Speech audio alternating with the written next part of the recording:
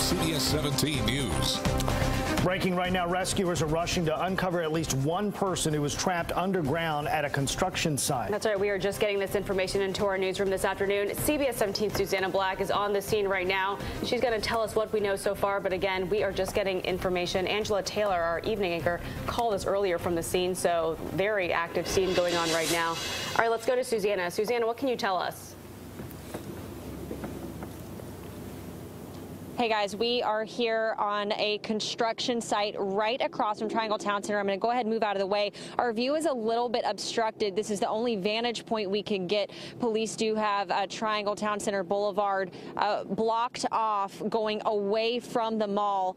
We see a lot of emergency vehicles here. We do know that a call came in around 11 a.m. Of a person trapped. We do know this is being called an industrial accident, and that is about all we know right now. But we do see Wake County EMS and fire here. Again, this is obviously some sort of construction site right across from Triangle Town Center Mall.